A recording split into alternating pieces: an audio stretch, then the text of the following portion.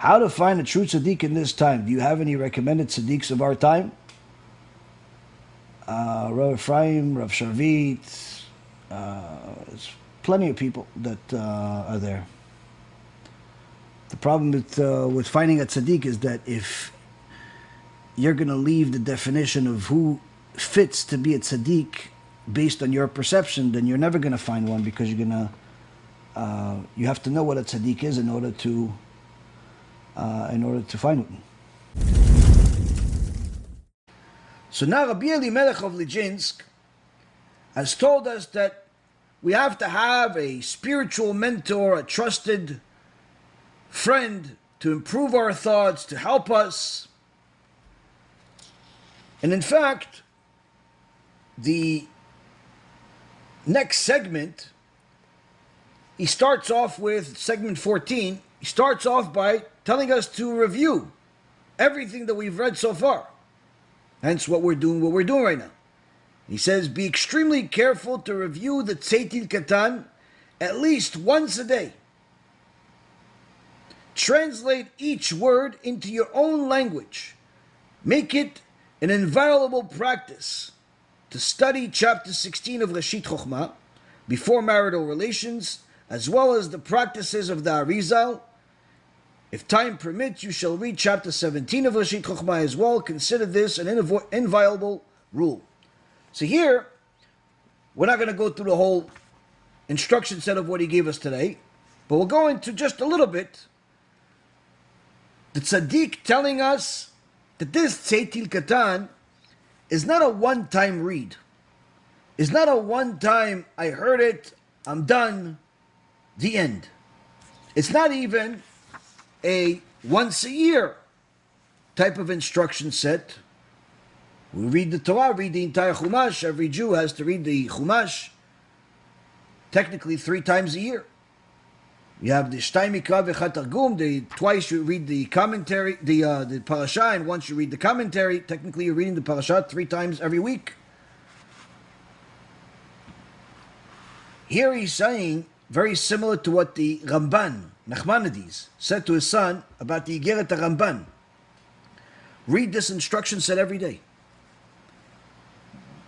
Is that because he's questioning his memory abilities, that he won't remember what he read yesterday or the day before or the day before? No. But rather because when something is part of the Torah, every time you read it, there's divine inspiration to direct you to a specific place within those instructions that you did not see the day before. Even if you read it 100 times. The 101st time is going to be a world of difference between the 101 and the first 100. That's the difference also between the meaningless Harry Potter books and all types of other secular books out there and the Torah. The Torah is going to give you guidance that no matter how many times you read it, how many times you learn it, there's always going to be something new. Same thing I always tell my students or different people that come for advice, I tell them to take on a series. If they want to work on their midot, they can work on, let's say, the Igeret Ramban or Igeret Gras series that we did. If they want a real serious foundation, go to watch the Pirkei Avot series. They want to have better Ashkafa, you could go to the Jewish Ashkafa series, and so on and so forth. Each series has its own significant teachings in there. And sometimes the people that are asking me a question are people that I know for a fact they watched those lectures before. And I still tell them to go watch the same thing. Why? Because I know that this time when they watch it, they're watching it with completely different lenses. Completely different lenses. The first time they watched it with the spiritual tools they had at the time. If they continued growing, continued learning, since then, the tools they have today are very different than the tools they had a year, 2, 3, 4 years ago when they first heard it. This is also the reason why when people stop watching lectures, stop learning Torah, they start going down rapidly. It's as if you have a tire and there's a hole in the tire. Little by little the air comes out And little by little, everything that they've gained starts becoming lost in the wind.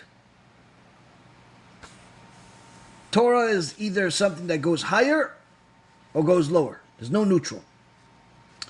So now the Tzadik is telling us that this instruction set, this Tzetel Katan, is something we must read every day. Something we have to apply every day. In fact, his Talmidim, who wrote commentary on this, commentary on different parts of the Torah, clarify his thoughts.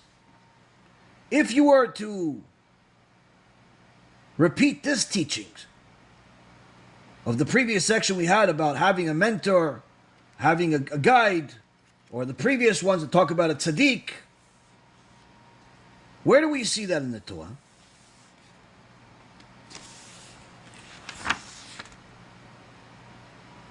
And in the Sefer Ma'or Vashemesh, commentary on Parashat Shoftim,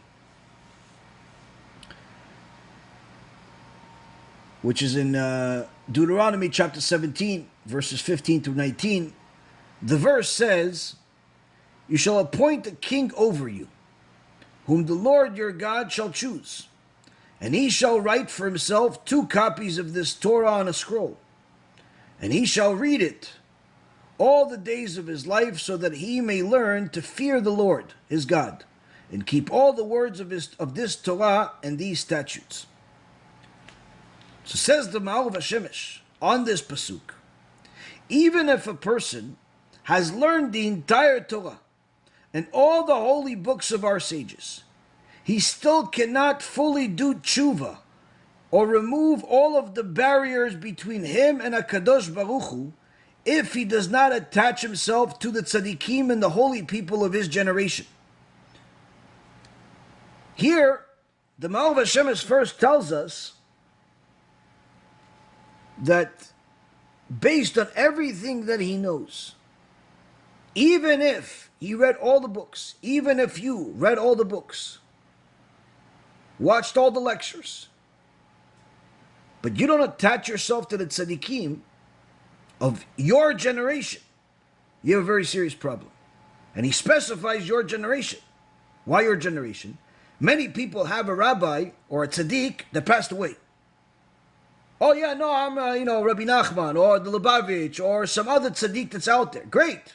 But who's your living tzaddik? Who's your living rabbi? Who's your living mentor? Oh, I ask my rabbi here and there some questions.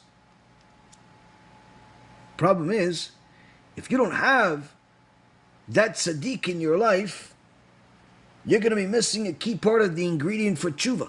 Why? Because the tzaddik is the one that's supposed to direct you which way to go, what you have to fix, whether you're going in the right direction or not. So the Ma'or Vashemesh first tells us a shocker, which is, even if somebody read all of the books, all of the holy books, which is impossible, but let's say they did, without connecting themselves to the tzaddikim and the holy people of his generation, he's missing a key part of the ingredient. Further, he says, and this is what he learned from Rebbe Elimelech of Lizhensk. I heard from the Tzadik Rebbe Elimelech that a person should choose one Tzadik and make him his teacher. Yet the question remains, how does one choose a Tzadik? So Rebbe Elimelech is not saying, listen, every day have somebody else. He says you have to pick one. You have to pick one. That's going to be your sunshine. That's going to be the one that's going to clarify everything for you. Okay, fine. I'm willing. I'm able. But there's so many different options. How do I pick?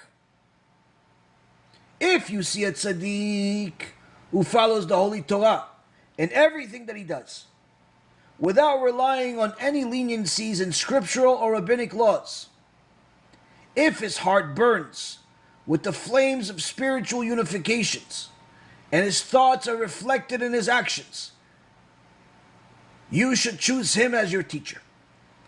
So already in this segment, the Ma'or Vashemesh really brings the sunshine on how to pick somebody to lead us.